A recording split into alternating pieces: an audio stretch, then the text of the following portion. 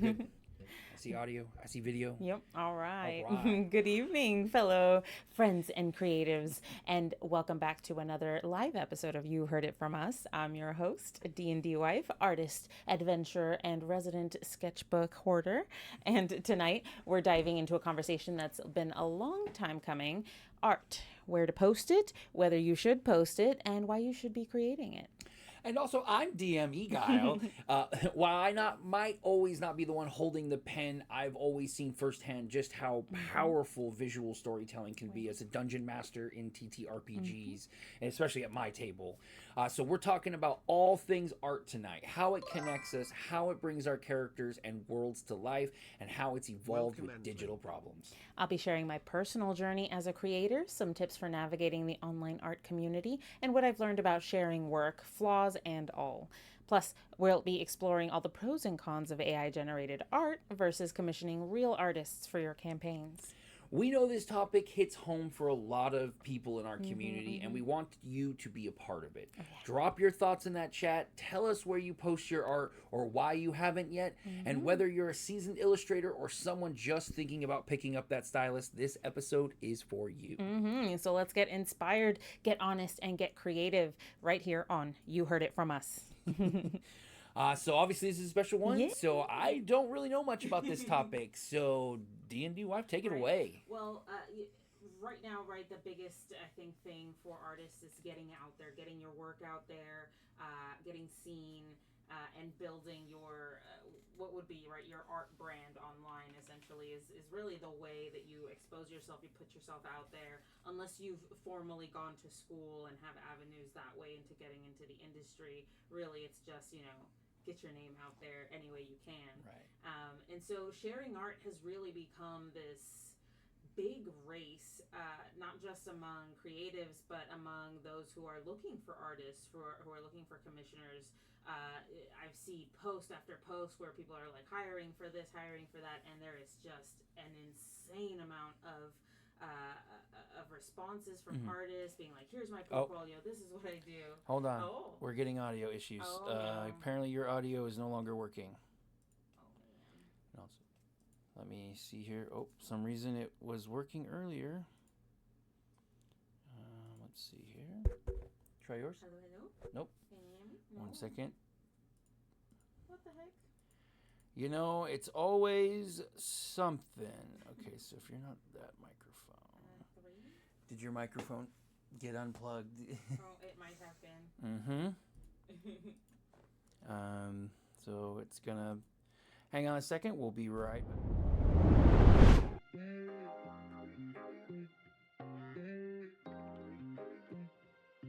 Right, well, while we wait for everyone to get back in, sorry, obviously your point got a little mixed there. No, it's all good. Well, before we dive in, maybe a summary of what we're going to talk necessarily. I mean, you jumped right in, which is great.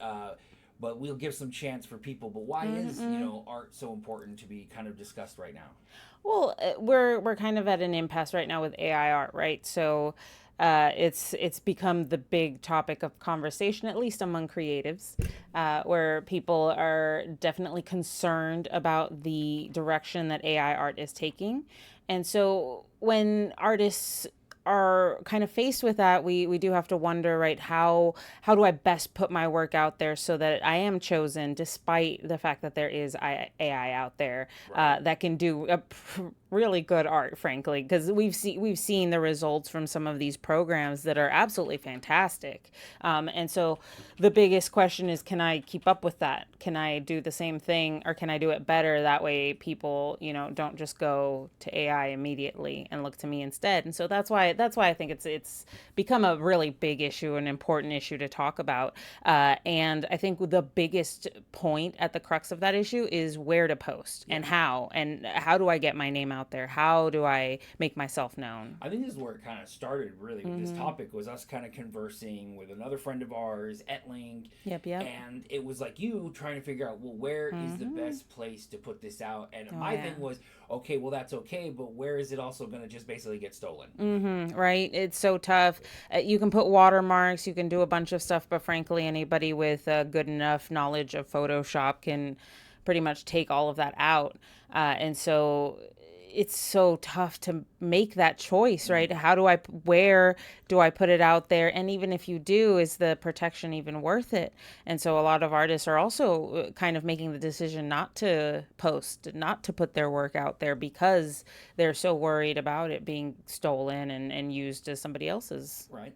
But it sounds like we did get the sound approval by Yay! awesome. I'm so excited. Sorry about that, folks. It's just not an episode without some sort of glitch. Always. And it always compounds into another glitch.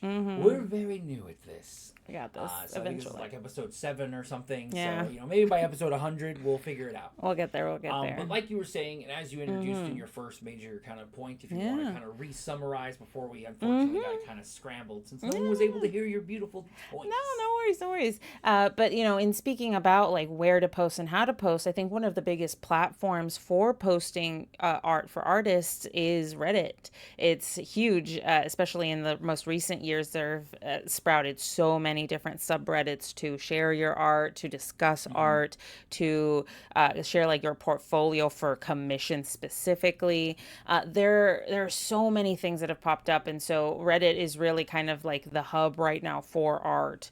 Entlink says there are ways to poison your art to corrupt AI if people try to feed it to your art, but it's very discouraging when it comes to posting. I didn't know you could do that. I didn't know either. I mean, I always knew, like, for me, like, AI was always, like, it's, like, the hands and, like, certain features, like, AI never get quite distorted. gets on top of. Or, like, the really intricate detail it can't really do. And so that, I feel like, it's, and too, like, a lot of that, and it's, like, the same thing where it's, like, there's the higher tier AI versus that. Yeah. But, like, when you're talking about Reddit, and even Entlink says here that Reddit is great. Yeah. But to me, the problem with it being niche is that it's also hard to get into. I mean, as us as early creators, I find it really hard even to post even messages about, hey, I'm a dungeon master without getting booted because my Reddit account isn't 10 old years enough long, or I've been nothing but a lurker and I've never posted before. So I don't really know the etiquette half the time for posting in some of these Reddits. Now, I mean, I know you do it a lot. Now, my Reddit account is pretty old, and even I had trouble. I was looking to post some art like a few months ago, and I went to look to a couple of subreddits to see like what it would take to put them up there, and it was kind of discouraging. I saw the rules were insane. You had to have at least like a minimum amount of history of posting specifically art, and as someone who's just starting out, that's super discouraging because you're like, well, I have nothing, so how am I supposed to have like 5 years of all of this experience, or even 1 year if you haven't done it before. So when these rules are in place, they're in place to protect the subreddit, and I get that, but they also end up discouraging a lot of artists from posting that. And like brings up some good points where there are special programs to glaze your art for AI, which I thought was really cool. So that would be interesting to apply to these as well.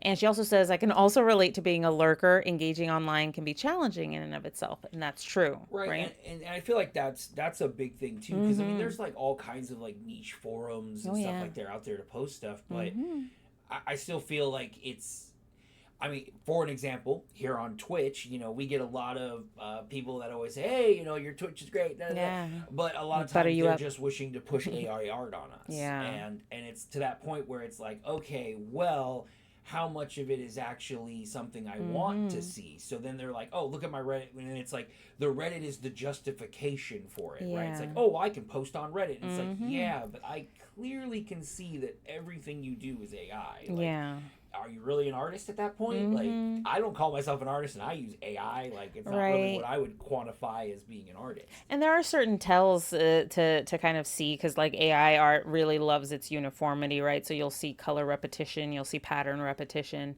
in ways that normal artists wouldn't normally put in their work unless they are specifically that type of artist.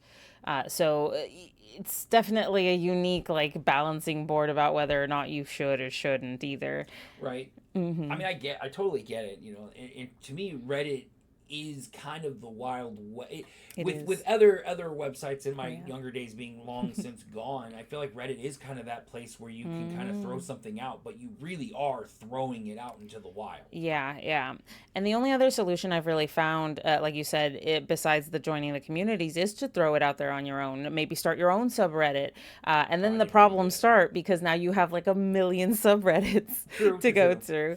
Yeah, and I can, I can see that issue too, because I mean, I feel like it's also with the digital world, you're linking it to yourself too there, and then like, I think you run into this is you kind of creating the establishment of like D&D Wife, right? Yeah. And that being linked to your various art.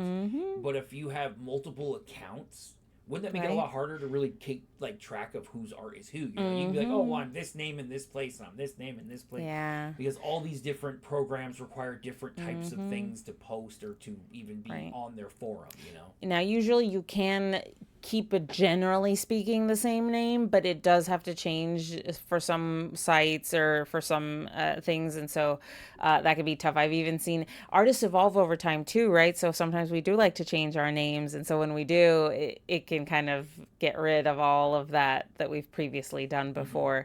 And so all of that rapport kind of gets tossed out the window and you have to start over again. And so there are justifications for things, the usage of places like Reddit. And it's not just Reddit. There are other websites that you can use to share your art too. Pinterest, DeviantArt is like one of the main ones that sprouted up way back in the day. Tumblr. They're all super big ones. And there are even some smaller ones like Magma. There's very tiny ones that have popped up. And like I said, right, these forums, they start off because people feel like the others are too restrictive or too bombarded, too oversaturated with these things. But and so now we have this plethora of places that we can go post, and it's like, well, where now? Where do I post? Which one is more relevant? Which one's going to get me the most views? Which one's going to get me the most commissions? Right? Because at the end of the day, all artists want to do is live off of their work.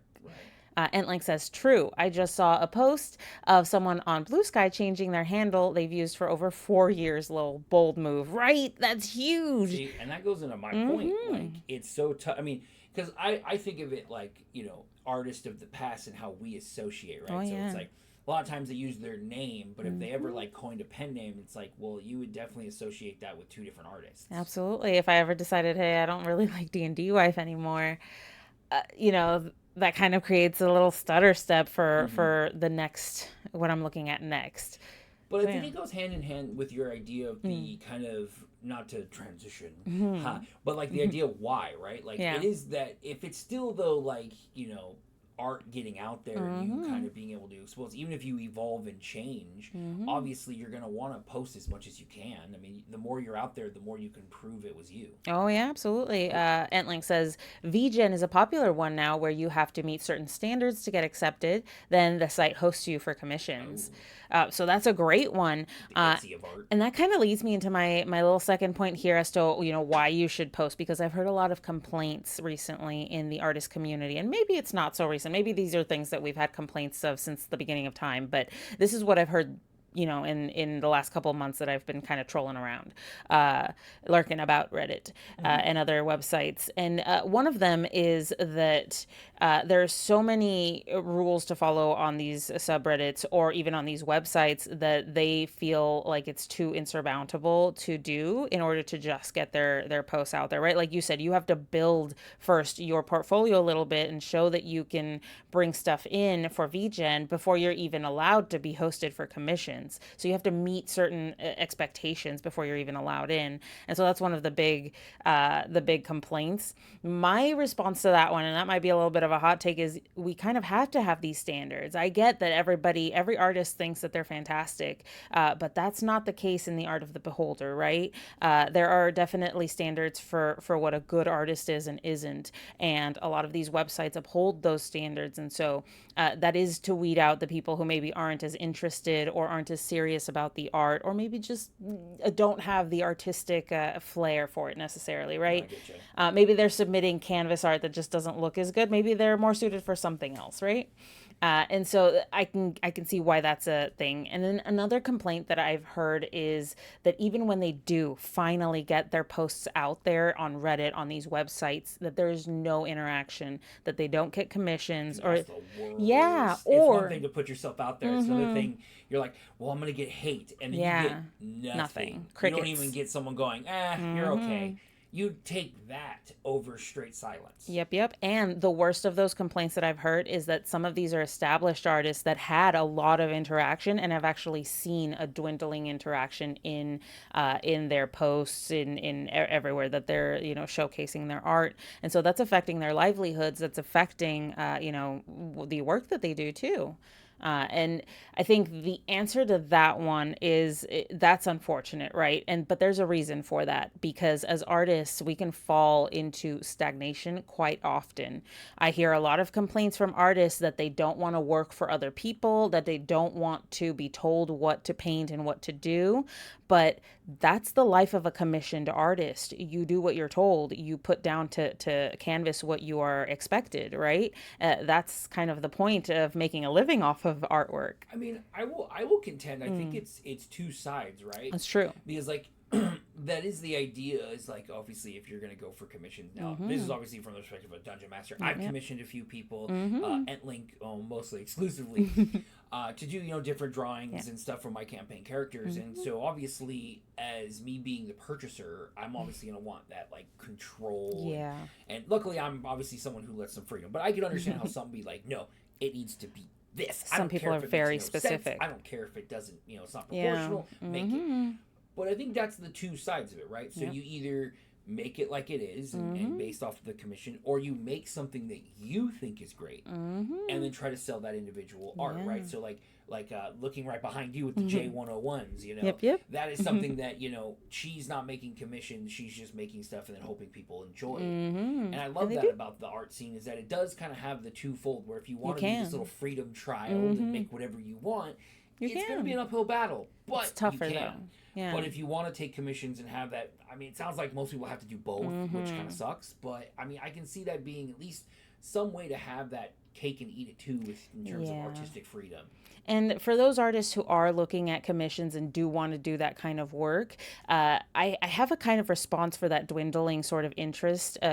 We have to keep working on our art, right? We have to keep innovating, and sometimes we can stagnate ourselves in our style. So I would challenge other artists out there that if you are seeing this dwindling or just no interaction at all, go outside your box, try something new, try to build a different skill in that art, maybe a different style, see if that works, blend styles, see if that works for you. A lot of the artists that are famous because they did something that was completely out of the ordinary. Nobody thought that Picasso's artwork was beautiful when he first came out with it.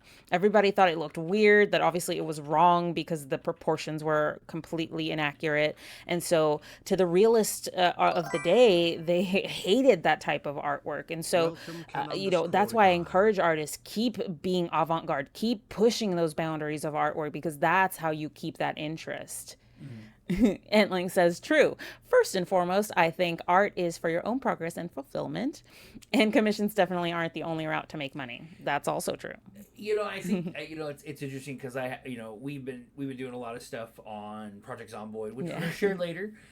Coming soon. And it's that kind of same prospect that we have in playing like an online game, where it's like, hey, at the end of the game, just have fun. Yeah. And I think that's the same thing like your guys with your art, is that as long as you're painting something that you enjoy, then if the money comes, then that's awesome. But it's not as bad as when you are, I guess, in the sense of being forced to paint something you just utterly hate, right? Or make art that is just horrible. Yeah, and I totally get that. If that's something you don't want to do, you don't have to do that. That's the freedom of being an artist. With the ability to choose your own work, to be your own boss. So I'm not saying necessarily like, if you don't like it, toughen up, tough shit, get it done. But if you want to be a commission artist, you do kind of have to, acquiesce to what the client wants, what the customer is asking for. And so part of that is working for other people and making those compromises, and doing stuff that might not fit your style necessarily. But if you want to be that next artist on the horizon, creating the next amazing piece of art that sits in the Louvre for centuries, challenge yourself. Whatever art you're making now, if that's not enough, change it up, add new stuff, look at different styles, see what you can morph, change, add, subtract, even depending on what that does for you. Experiment, because that's how you find those nuggets of gold that are amazing pieces of art that really say something that can make you cry just by looking at them. That's what you want. Right. And I think this is where I think a lot of this little dialogue started was from you and I discussing, and this is probably going to be me kicking the beehives a little bit about AI art, right? Yeah. And it spawned a lot of this, is kind of talking about, because obviously as a dungeon master, I have this weird where I actually have access to digital artists, physical artists. I have kind of capable, but there is a time and place for, I think, AI art when it comes to easy access stuff on the fly. True.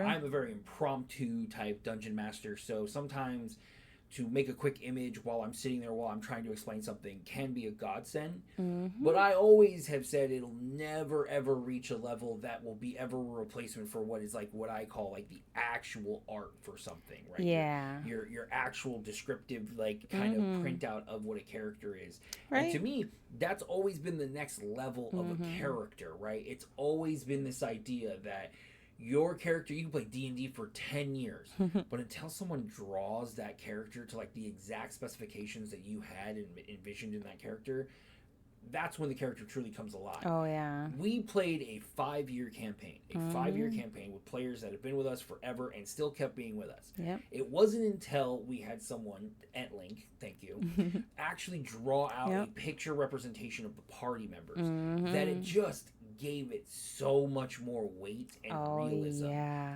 I would never be able to get that from AI, no matter how long of a prompt I would try to give this thing. It would never happen. And I think that's where the connection is. And sorry to step on Etlink's little comment there of absolutely, especially for D&D related art, when you don't often have a reference to work from, it's challenging but more rewarding for it. See, and that's exactly what I was saying, right? D&D art is tough because there's a lot of stuff going on, but when it comes to the characters and actually breathing life into them, that's where I give it to you artists.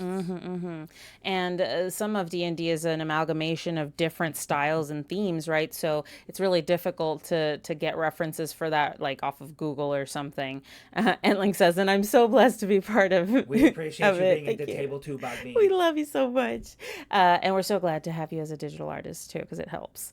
But I like your idea of the use of AI art not as art itself, but as reference. Because like you said, right, it can only really do art to a certain extent. AI art, obviously, you can kind of tell sometimes with the repetition of certain things, with the use of certain colors, it keeps trying to use the same thing. So you can kind of tell when AI art is in play.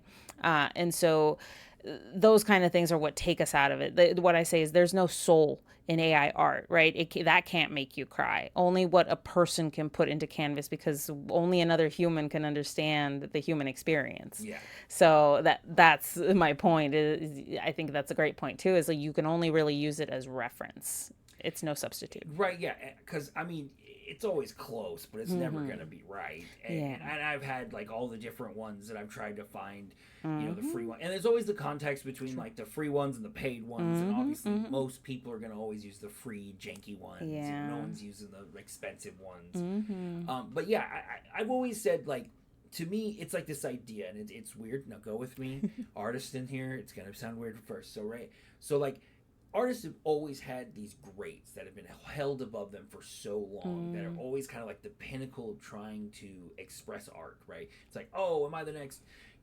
Michelangelo, or am I the next this, or am I the next artist? I don't know a lot of artists. There you go. But anyway, and it's kind of tough, right? And in this now day and age, there's so much out there. There's so much because of digital and everything. But the AI artwork is creating kind of this new crappy buffer Yeah. that everyone can now bounce off of, Yep. right? All you great artists out there are going to now have this because we're going to get so saturated and annoyed with AI art because the freaking what is it? The uncanny valley is too close and we get too annoyed by it, right? So it's going to flood. It's going to suck for a while, and I know it's going to be terrible. Yeah. But You're already seeing it.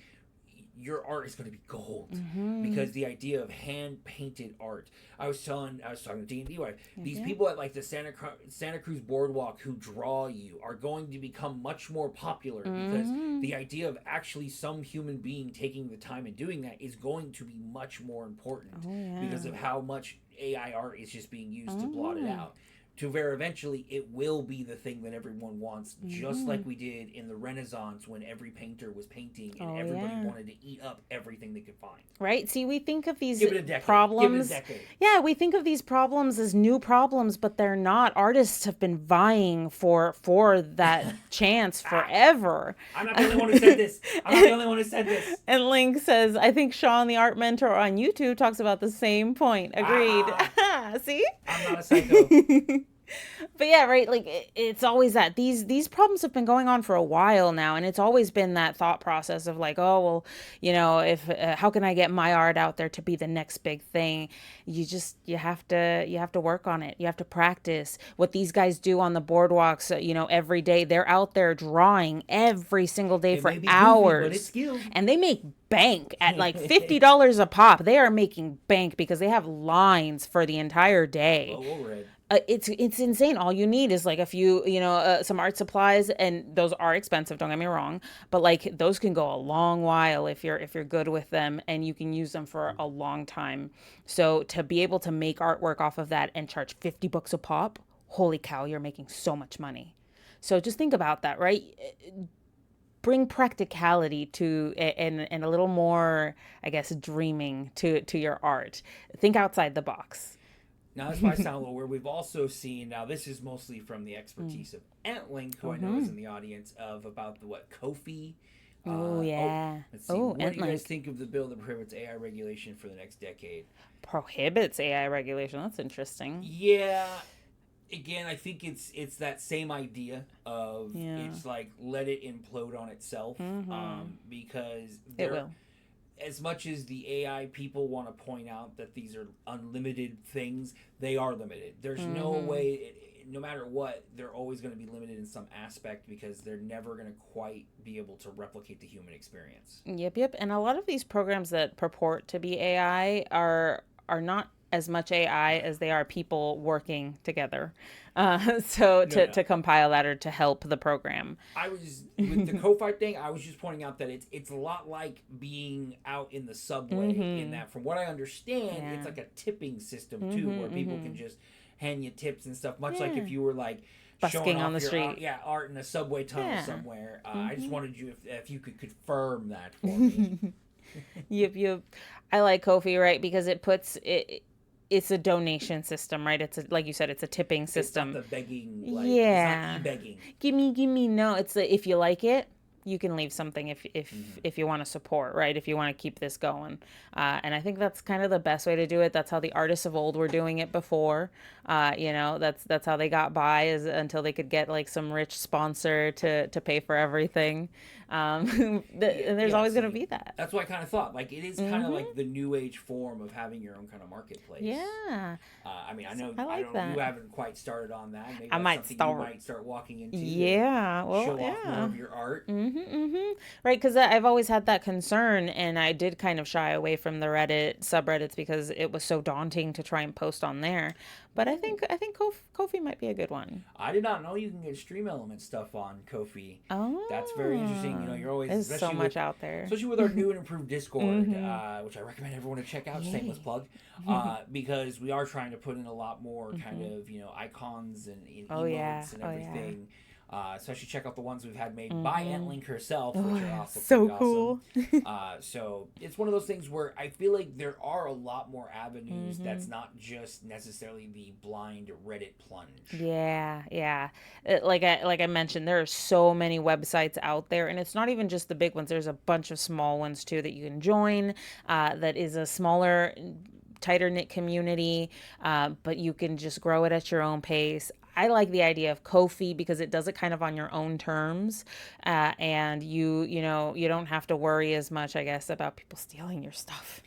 And I will say, like, for to speak as a muggle in the subject, because I don't, obviously I have no artistic skill when it comes to drawing and artistic stuff like that, but it is that idea of, like, when sometimes you press people for commissions, it does worry people about this kind of idea of, okay, you're just in it for the money. And I hate that. I get that a lot as a dungeon master too. When you try to, like, monetize things, it's like, oh, well, that's all about. It's like, well, these things cost things. Yeah. But what I have found is, you let your art do the talking. And I think that's where we've gotten the most out of people like Entlink, yourself, and other artists that have joined on, is that, it's like, let the talk happen, and then your commissions will come to you because they see what your art is. They see what I like, the style or whatnot, and then they come to you for it. But when it's just right out the gate of, like, hey, I do commissions, you want me to do something? It's like, okay. And especially when it's mostly AI art that you're showing, I think it just shows that the real art will always kind of, rise to the top. See, this dance has been going on for a long time, right? Where artists try to schmooze people for funds. Where were the guys who wrote everything by hand? I mean, they were pissed when the first printing press got made. Heck yeah! All the scribes were out of business. Took over. There's always going to be innovations that threaten our livelihood, our art, but it's endured all of these centuries, all of these millennia. It will endure past AI, and like DM Eguile brought up today, it's going to become a lot more about those bespoke, personalized items that are handmade by people. I think that's where hand painted art is going to really boom and become a thing. And that's not to bag on digital art at all, right? Because there's a place for that as well. And this is why I encourage artists to just kind of spread their wings, experiment with multiple different mediums, because that's how you grow your art. That's how you grow your following, and you just put yourself out there. Everybody, especially audiences, they always want to see something new, something more, something different every time. So that's also the challenge of the artist, right? How many new things can you come up with before people start getting tired of it? And so there's always that challenge to keep innovating. Entlink countering me over here. Entlink saying, yeah, but the press could never paint an illuminated manuscript. Human handicraft will always be a luxury. Love that. See? Absolutely. That is a great point. It proves my point, where it's just like, there's never going to be a time where it's going to ever really push out actual artists. Oh, yeah. In fact, we mourn the loss of those scribes that could do illuminated manuscripts. If anything, I think it's just going to weed out a lot of the people that were already probably using a lot of AI before it was really popular. To bolster themselves, yeah. And now we're going to see it as what it really is. So then we're going to see the real artists come back to the top. Yeah. But the one thing I noticed you haven't done yet this episode.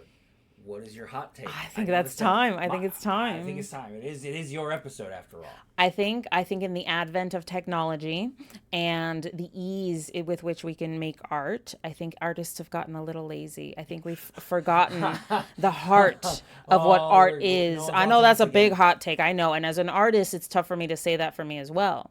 But this is why I'm so adamant that we should be experimenting, that we should be moving outside of our comfort zones and boundaries, because art, as much as we like to think, I want to be on Easy Street and just be an artist and paint all day, isn't that awesome? Art is work. Everything that is a passion is going to take hard work and dedication. We love doing this podcast. It's super fun, but it also takes a lot of work and dedication to put together, because we love to do it, because it's a passion. Same thing with art, right? And so for those who are truly serious about making art, I encourage you to put down whatever medium you're working on right now, try something new, expand your horizons, because that's how you innovate your artwork. That's how you push it to the next level. That's how you keep the interactions coming, your followers engaged and continuing to look at your artwork again and again, because you're showing them something new, something raw, something straight from you. Damn. Entlink says, I agree that experimenting is important, and I think that if you're taking it seriously, we should be logging in those 10,000 hours. Yep. Yeah, I guess that is true. Yep. You got to put in the work. I think that's also the difference, is kind of the the artists where you can see them making the art, but then the people that are just like you, that have these notebooks, constantly drawing, your ideas. I think Entling does the same at our D&D tables, where she kind of quickly scratches down little small lack of details, but it's that's the difference, right? Where every bit of your expression is art. Yep. Entling says, logging my hours changed my outlook on it. And hell, that's something even I don't do. I would definitely encourage that, right? Like, write down how much time you actually spend on your craft, because then you'll know, right? And then also analyze what you're doing during that time, because if you're just working on the same stuff over and over again, sure, you're creating art, but you're just kind of churning out stuff, right? You're not actually creating art that's from your heart. And so that's a great point. Thank you very much. I appreciate it. Oh, but if there's any other last questions, answers, or anything in between, be sure to shoot those out to us so we can get to them before we go, because as always, we will take any questions, minus some that might get us canceled. Yep. But as always, if you are interested, always come to our Discord, the Couple of Nerds Discords. The link is in my info here at the bottom of my Twitch page. Be sure to join us there. It is ever growing, and there is a new role selection so that you can pick exactly what role you want to see. You want to see games? We got you. You want to see art and artistry? We got you there. You want to see us streaming all the time, playing video games, so see Project Zomboid, we got you there. Yeah. But everything there is for anyone who enjoys all things nerdy culture. But D&DWife, do you have any last final points before we end today's episode? No, just keep it going. I have an awesome contest coming out there since we got to our 100 subscribers on YouTube, and this is art related. Yeah, that's true, very true. I am giving away a custom painted miniature, and I will paint it live on Twitch. On her channel. Yep, on my channel. So you can come see it all, the process. We'll also be doing the drawing live. That way, everybody can see it's fair. So if you want to join, go ahead and go to our Discord, Couple of Nerds Discord, and go ahead and sign up. You can send us a DM, either myself or DM Eguile, to let us know you joined the Discord, as well as send a screenshot of your subscription to YouTube so we know you joined. You have to do both to join. Yeah. And once we get all of that, we're going to give like a month or so the drawing will be like in July or so, to give people enough time to do this. And then I'll go ahead and get started on the painting. Yeah, and also look forward, we got some other videos coming into play here pretty soon. We're going to bring some classic anime out of the closet, dust it off out of my old DJ boxes from college years, and let D&DWife here watch some classic 2000 anime that I don't even think is available on streaming anymore. So probably not. It's going to be pretty exciting. So catch an eye out for those. But basically, that's going to be a wrap for another episode of You Heard It From Us. We hope tonight's discussion inspired you to create boldly, share proudly, and support the amazing artists that bring our TTRPG worlds to life. Remember, your art has value, your creativity has power, and there's always a place for what you bring to the table. So whether it's a character sketch, a world map, or a digital masterpiece, make it, post it, and be proud of it. And don't forget, as always, to like, follow, and leave a review wherever you listen to our podcast or any of our videos or anything you see with our name on it, our faces. And if you haven't already, in the last 10 minutes, join the Couple of Nerds Discord. You can share your work, meet our fellow creators, and be a part of our conversation. Until next time, keep creating, keep dreaming, and as always, you heard it from us.